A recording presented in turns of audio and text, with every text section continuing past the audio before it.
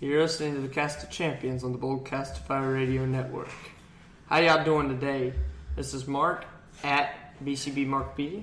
Slack and Kraken, hit me up on Twitter. Well, when you're listening to the Cast of Champions, well, we got any news for us today there? Well, we have Cody Rhodes just going as Cody, apparently going with his wife to TNA. Brodus Clay, or whatever you want to call Tyrus him, is apparently back in TNA according to Twitter. There's a couple rumors Berto Del Rio, or whatever you want to call him. Alberto Patron dos Caras Jr. might be going to TNA. That's pretty much all I've heard recently. Broken Matt Hardy. Broken Matt Hardy is apparently WWE wants him back. I think it's a bad move unless you're going to try to do another Brother Nero. No, I think Dudley Boys versus Hardy Boys, another ladder match. But since Dudley Boys left, I don't see the point. Yeah. Also, rumors that WWE's wanting to buy TNA. I don't see it happening because they need. Either.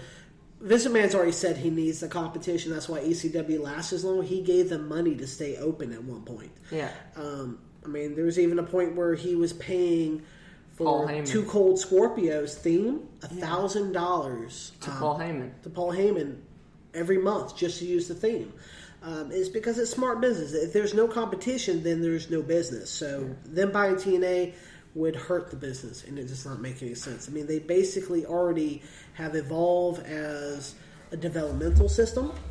Thanks to Gabe Sapolsky. Great business decision by Gabe Sapolsky. Yeah, I love everything about Evolve. If you haven't seen it, you need to watch it. Cody Rhodes was just on there recently. Great stuff. Chris Hero. Anything on that show, great. Also, another thing, I've also heard Corgan is another rumor that he might actually buy the whole thing himself, too. I mean, it's smart as long as he stays off TV because his mic skills are atrocious. I think the only reason he's been on TV is because it was part of the Pop TV deal, maybe. That's the only reason I think. But that's then they really need to rethink their deal because he's horrible on TV. I think so, too. But, well, that's the news segment. Let's go ahead and get to the shows for the recap here. First off, we're going to talk about Raw. We got Cesaro and Sheamus, the best of 7. Cesaro going over to tie it up. I think it's smart. You had the babyface being built against the antagonist heel. He went over dirty last time, went over nice and clean this time. They're building him up to be the next face on Raw, which is smart. I hope so, because I like Claudio Castagnoli. I personally enjoy his heel work more because he's more the intelligent heel where he doesn't take anyone's crap, but build him as the face and, build him as a heel after the fact, I think it would be big money. Because Sheamus kind of has X-Pac heat, but that's it. Then you got the Jericho segment with El Generico and all those guys. I was really upset that he did not bring up the old school WCW thing against Dean Malenko, where he just, first word he said was arm drag. I don't remember when he was going against Dean Malenko. The man of 1,004 and he was holds. reading every hold. I wanted him so bad to say arm drag, but he didn't. But I love it. I think it actually brought a lot of new life into the Jericho character with the list. Yep. I love it. Then you had the New Day, Team Soft, and El Generico going over Jericho, the Bullet Club, and the Colognes. It was a boring match. I don't think it was necessary. 10-man tag, still too much. Too many people in the ring at the same time. It just is a waste, and it's just a time filler. Yeah, that's what it felt like. Then you had the Mick Foley segment. It was all right. I mean, once again, I don't think it was written very well. Not really at all. Then you had the Cruiserweight introduction. I enjoyed it, but people were expecting the CWC, and there's been a lot of reports. CWC. WWE's already said they're going to water it down because basically they do not want a lot of high flying, which makes sense because they don't want people injured, but they're going to hurt the division, and they're going to really have to work on psychology and arm drags at this point. Well, that's the point of the Cruiserweights is it's kind of a different style. That's what made it so good on the undercard of WCW for years was the contrast to style. Well, the fact that you had different guys. I've seen both sides. I mean, I watch a lot of Jakar, a lot of independent shows, and just because it's high flying and it's the lucha style, it does not mean it needs to be high flying. There's a lot of psychology. There's a lot of things. There's a lot of submission styles that people are not aware of that they can really tap into. It's just I'm not 100% sure they're going to go that route, and it's a wait and see. Yeah, because you would always have the contrasting stuff like Rey Mysterio, Dean Malenko, Psychosis. They all contrasted each other. Juventud Guerrera. I mean, that's a lot of WCW Eddie Guerrero. Ultimate Dragon. Ultimate Dragon was a good one. There were multiple guys that were just really, really good, and they contrasted each other. So it's a wait and see. I mean, I still have high hopes. I'd never expected to see the CWC on Raw. I don't know why people did, because that's a grueling schedule to continue that. They had the Brian Kendrick go over on the Scar Dorado, Rich Swann, and Cedric Alexander. I wanted Alexander. I'm a huge Swan fan, but I wanted Alexander. I wanted either Dorado or Alexander, personally. And Dorado only to maybe get a rematch of the CWC final between him and TJ Perkins. And the fact that Perkins wasn't on there. Yeah, Perkins should have been on there. If he's the champion, it's the first show to showcase it. He's nowhere to be seen, not an interview, not a spot, nothing. He didn't even show up on stage. I think they're really botching it. They're not supporting the division at this point. It kind of scares me. It does me too. And as I said, I personally think they should have had Perkins do an interview, maybe sound like a heel, and maybe try to push one of these guys as a face. Because they all seem face-type guys. I think starting it should all be a face. Kendrick as the heel makes more sense because they really need to build characters. Yeah. Kendrick's already known, so him being a face a heel makes more sense. And over the next couple of weeks, you'll probably see a lot of character building, but it's a wait and see. Yeah. And then they had Roman Reigns go over Kevin Steen in a cage match. I don't know. I think they're trying to build Reigns again. I mean, his biggest issue is he looks like he never left the Shield. He still uses the same music. And he doesn't talk well. He doesn't. But Seth Rollins and Dean Ambrose, they're completely different characters now. And they're still using the same character from the Shield. And until they actually reinvent him, he's not going to go anywhere. Because I see him, I still see the same guy that said one line and did a spear. He was the muscle of the group, and he's never changed. Until they actually reinvent him, no one's going to care. I was just glad they let Rusev whoop his ass at the end. They're doing that because they know that's what people want. They're actually starting to build somewhat correctly. Yeah, I was just glad they had him whoop his ass. And he's probably getting the U.S. title at the pay-per-view. The next up, you had Smackdown Live. Which I thought was the worst of the two shows. The Becky Lynch and Alexa Bliss thing to start the show.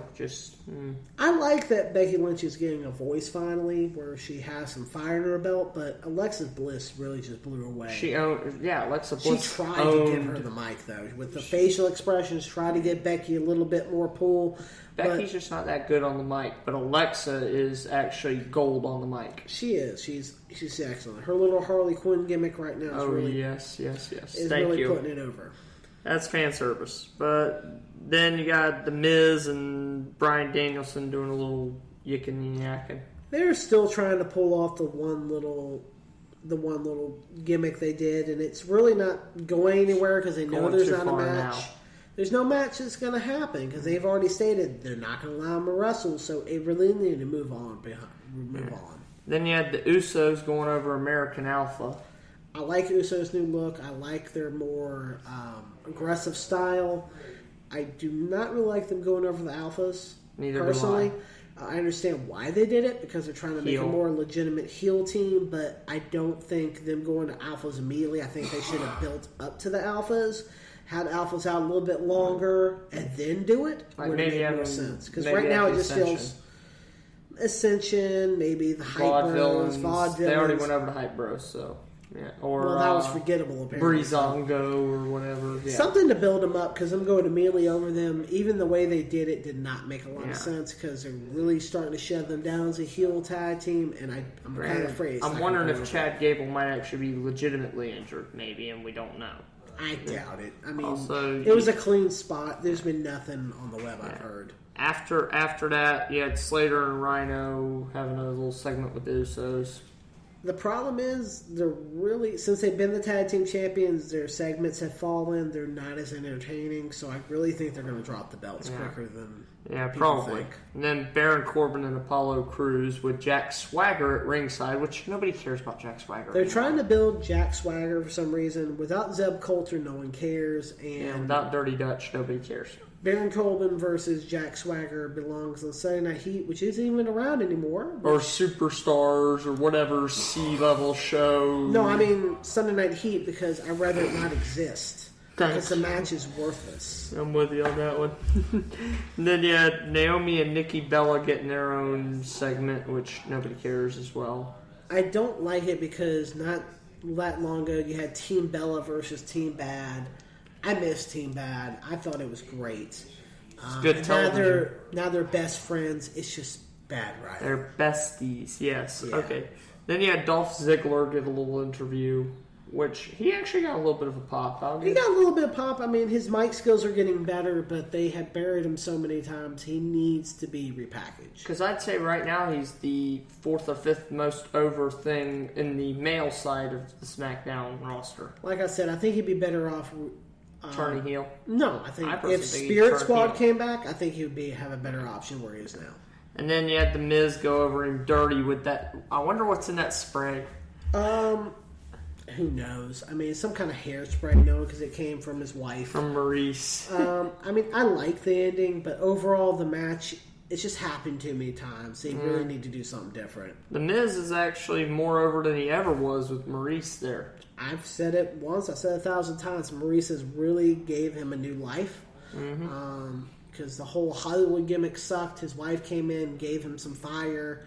Bryan Danielson really helped him with that whole segment. Yep. And he's been running with it. It's just this Dolph Ziggler feud is hurting him.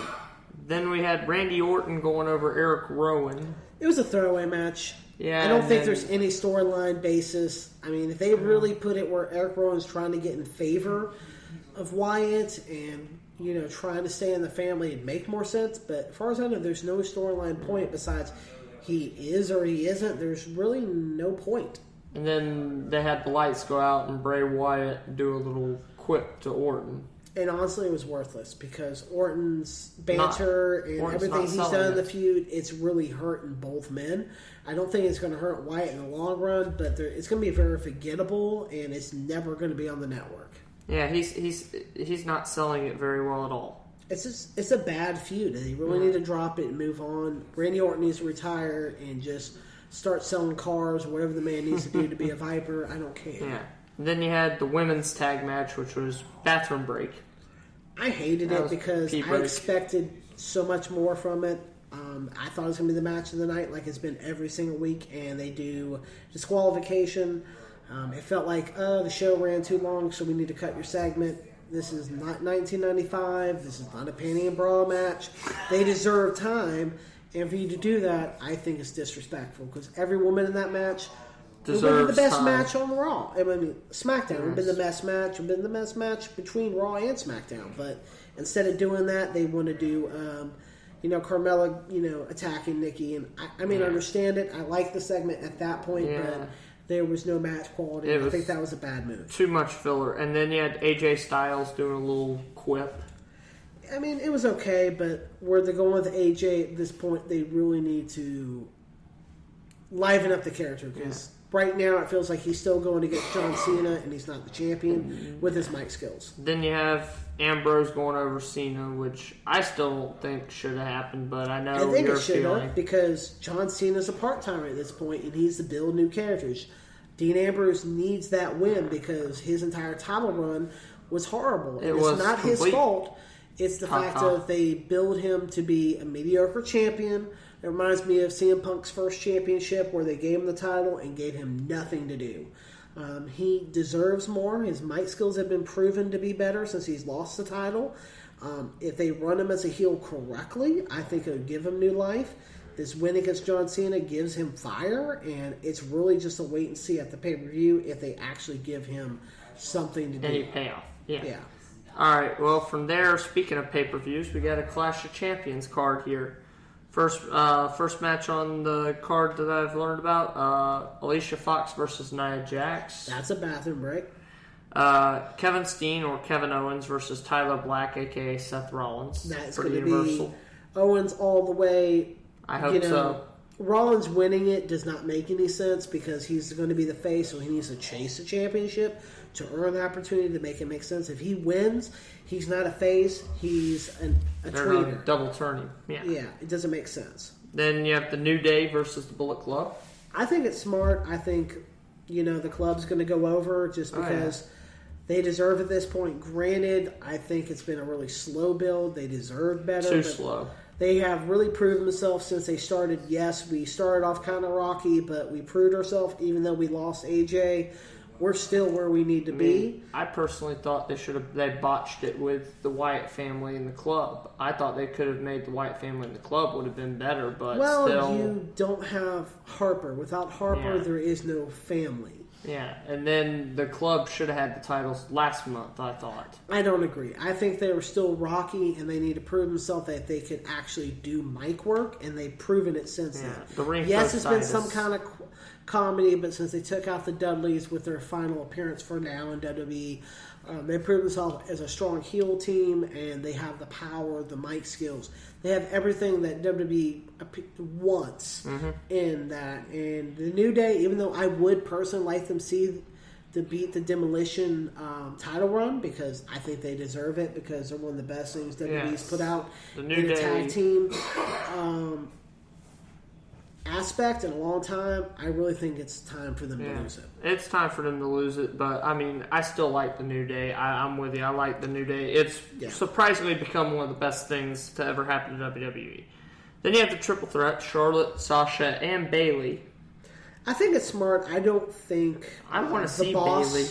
I don't think the boss is 100%. I think it's really just to protect her. Basically, I'm kind of on the fence. I'm pretty sure that. I want to see Bayley win it. I don't think Bayley is. I really think. What's Charlotte's assistant's name again? Huh? Charlotte's assistant. I cannot remember her name. Dana Brooke. Dana Brooke. I'm pretty sure she's going to turn on Charlotte, and you're going to have the boss go over again, because the only reason she lost the title because they thought she was going to need surgery. So it makes more sense for her to get the title. There's a lot of rumors that Charlotte wants a little bit of time off. And I think if she goes over dirty on Bayley, it builds her as a heel, because they need a heel on Raw. And she's a strong heel. She's proven at NXT. And then you have the babyface running after her. It's smart booking. It gives Charlotte a little time off, because they really have been running the gauntlet with her since she's hit Raw, because they thought that's all they had, and they have a lot more now. She deserves a little time off if that's what she wants. Speaking of some gauntlet matches, we'll talk about that, and we'll talk about a gauntlet match a little later. But then you had El Generico and Chris Jericho. I like the segment. I know I brought up last show. It reminded me of old school Shawn Michaels versus Jericho with the Jericho 3000 with the phone.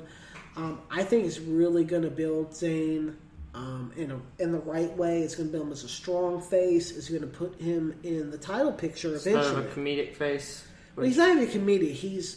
Right now he is just mid-card. And it's not his fault. It's just the way they booked him. And Jericho can put him in the position where maybe he might be in the title picture against, Owens. I don't want that personally, because I think they have shoved that down the throat enough. I think it's going to be after that fact.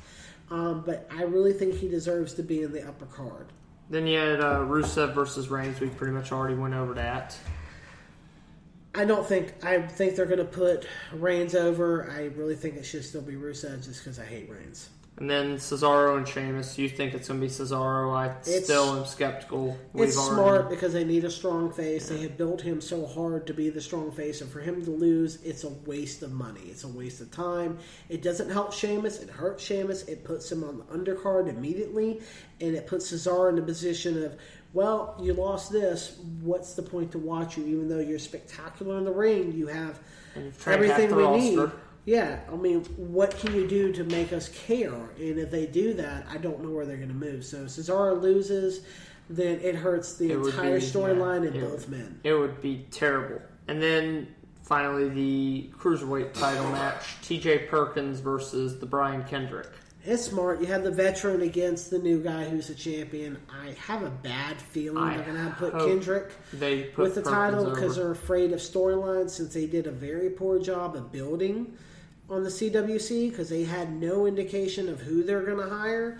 So it's pretty much, well, there's this guy. You know him. Let's run. And now they're on Raw and they're afraid, well, we don't have any characters. We have no storyline. We need a heel. I'm afraid of that. I don't think they need to do that. I think if they put TJP winning dirty at the pay-per-view, then they have their heel, and they have a man that has... I think he could do a natural heel. I mean, I've seen him as a heel. He's good. Yeah. Oh, yeah. So even in TNA, he had heel runs when he was the Revolution. Yeah, Ring of Honor, he was a heel at one point, but it's just a fact. I think that's a smart move, but I think they're going to go with the safe bet and go with Kendrick. And I think that's a bad move. Well, speaking of shows that were on Wednesday night, we have NXT. Samoa Joe with a promo to open that up. I love his mic work right now. It's the best he's done in years. Well, he's a good heel. He always has been. Then you have Cedric Alexander talking about his debut. I think he was a little rushed. I don't think he was prepared for it. I don't think it went over quite as well as it could. And another one that I didn't think went over as well, Giada Dadio or Liv Morgan, her promo. It was horrible. It made me really sad for the women's division. It's not her fault. It was just pushed really hard. Yeah. Then you have Aries going over Biff Busick or Oni Lorcan. It was a good match. I enjoyed it. It was hard-hitting. It had a lot of good psychology. I enjoyed it personally. Yeah, because Oni Lorcan, or better known as Biff Busick on the independent circuit, tends to be a very stiff worker. You know, he's very stiff. Puroresu style worker. I like him. We've seen him live. He's good.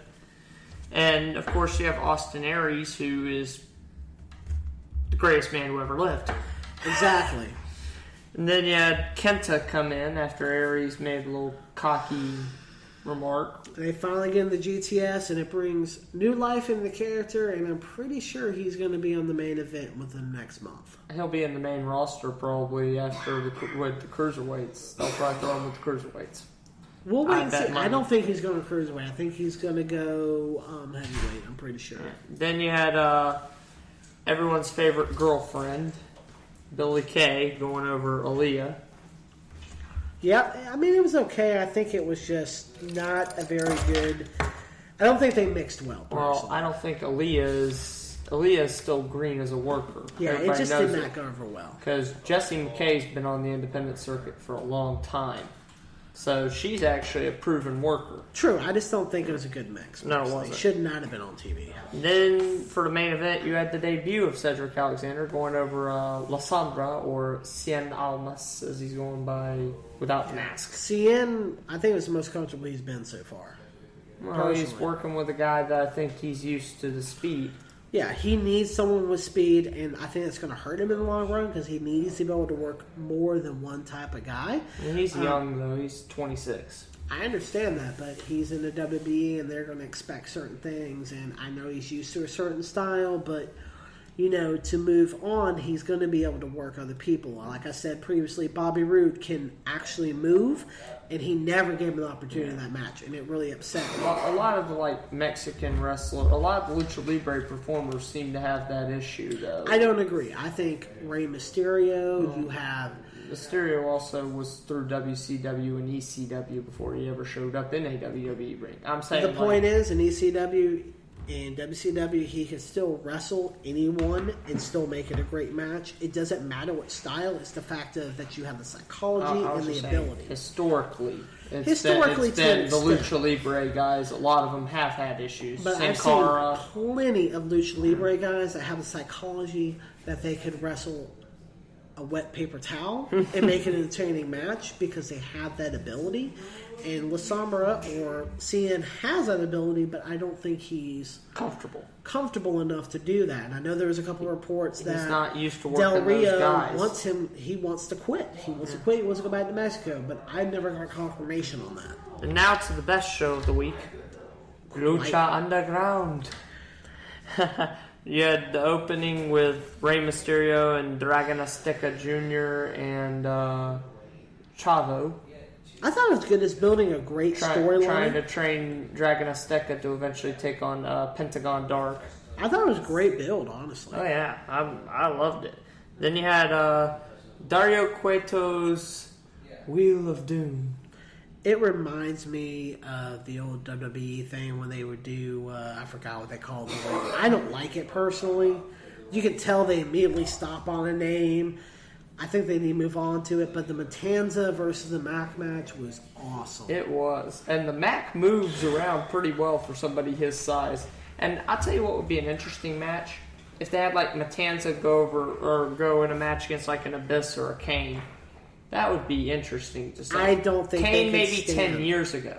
I don't think that right now, personally, either man could stand with Matanza because he moves faster. But my favorite part of the match was a Mike Striker comment about Mikey Whipwreck coming up with the stunner. I loved it because at least he says the truth. He says, most people know Stone Cold, but Mikey Whipwreck the three-quarter face lock, jawbreaker. Yep, he came up with it and he stole it and went to WWE. Yeah. That is a fact as far as I know. It is. I love that comment. Then you had the famous Bee, Son of Havoc, and Mascarita Sagrada.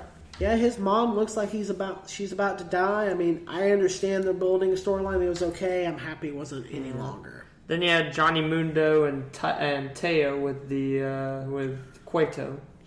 I mean, I understand this segment. I think Johnny Mundo should have wrestled because I enjoy his stuff. Him saying to come back to the dojo, then running out didn't make any sense to me. And Dario Cueto right now is the best authority figure of any show right now. Period. He's a great heel. He has great mic work. Yeah. Then you had Dragon Azteca Jr. and Ricky Mandel's segments with Cueto as well. Yeah, it's nice to see Ricky in there. It's nice to see. I don't really care for his character so far. He kind of reminds me of a Meathead, kind of like a Slater from Saved by the Bell, honestly. But we'll see where it goes. Speaking of Meatheads, Cage going over Tejano. Love Cage. I thought it was a great match. I love how they're going to extend it. I think they're going to come up with some insane stuff. I like Cage, but he does look like a meathead. There's actually, I saw on Snapchat from Cabana, where he stuck a sticky note on his back, and the man could not reach it. That's how big his arms are. Funniest thing I've ever seen in my life. But I'm a big fan of Cage. He's a great talent. The man can move. But I think Texano and him are going to have a great series. A lot better than a lot of people are expecting. Then you had Chavo Guerrero's segment with Cueto. He's starting to come up again. I mean, didn't care his last run with Lucha, honestly. I think he was, that really, sad, scared heel. I think he's going to be a lot better this time around. He's a lot better as a cocky heel than a scared heel. He really is. As long as he doesn't bring Pepe back from WCW, I'm happy. Naturally, he is a cocky heel. He is. They just need to go back and let him be who he is naturally. Then you have Phoenix Aerostar and Drago going over, PJ Black, Taya and Jack Evans. The Dragon Slayer. A.K.A. Worldwide Underground. I really like Jack Evans stuff. I know that maybe not a lot of people liked his fact that he was like pouting on the outside or doing this. Yeah. I love he hit him too hard so he fell on the outside. It was just great psychology as it proved that he was really fed up the way he's being treated. I think you might see him pulling off from the group sooner than later. Yeah. Him or Johnny Mundo. It's going to be one of those two. Johnny Mundo's not going anywhere until he gets a title. Yeah. Then after that, you had Johnny Mundo come in and attack. And then I didn't like it. Then they had Sexy Star come in and save the day. I think that was a new mask. It looked a lot more professional. I kind of like it a lot more than I've seen before. They're really building her as the face. Yeah. And I like how they're not building her in the face of the women's division, more the face of the company. Yeah. It's nice to see non-sexist things. And then from the best show to the worst show, and we'll just go real quick through the worst show of the week. Of course, TNA. Matt Hardy, Brother Nero, describing last week. Nah. Yeah. It's like a BBC segment that you saw in a commercial. A bad BBC segment. But then Lashley, Grado, and Moose. Yeah, it's not Nobody cares. I'm a big fan of Grado from ICW, Yeah. but his TNA work has not been that good. Then Damian Sandow having a segment, and then defeating Trevor Lee in that crappy Ultra Championship.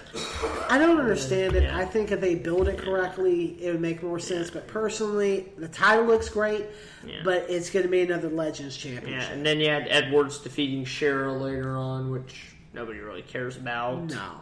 Then you had the Maria and Allie, who I come to find out is Cherry Bomb from the independent circuit. Which they're not treating her with any respect. Nah. Then Braxton Sutter beating the crap out of Rockstar Spud, which kind of... He really reminds me of, I might be misquoting WCW's in Developmental Center, but I think it was like the Power Plant. Power Plant. He reminds me of a random character from the Power Plant that they give a really big push to. Who, Rockstar Spud? Or No. Sutter? Sutter, because I have no idea who this man is, but he gets the push to the moon. He has no backstory. He's just some dude that wins. And I'm like, who is this dude? Why should I care? It reminds me of the Power Plant to a T. Then they had Moose, getting his own segment. Hardy's and Decay getting their own segment, which may have arguably been the best part of the show. And that's sad. And then you had Lashley and Miracle, who have been thrown through the mud so much nobody cares. I'm a big fan of the Miracle. I hate his Ring of Honor stuff, but his TNA stuff, I guess through all the crap he shines. I still think they need the Kingdom in order for him to go completely bonkers. I don't think so, because Adam Cole deserves better than TNA, and Matt Taven does not deserve to go anywhere but the independents right now. Then you have Gail Kim winning a women's gauntlet. I don't care. Yeah, nobody cares. Well, on that note, the fact that nobody cares about TNA because it's a laughingstock and a joke. On that note, we're going to go ahead and end the show. You can find us on Twitter at Cast of Champions, the O being a 0. Also, you can find us on Facebook at Boldcastify. Also enjoy Boldcastify on Twitter as well. Then you can also find us on Instagram, Periscope, any other social media you can think of. I'm Mark at BCB Markpedia signing out. This is Slack and Kraken. Hit me up on the Slack and Kraken, Twitter, whatever you want to do, or the Cast of Champions. You got a question or you hate me, just let me know. I'm cool with either. And I think that's it for this week. Yep.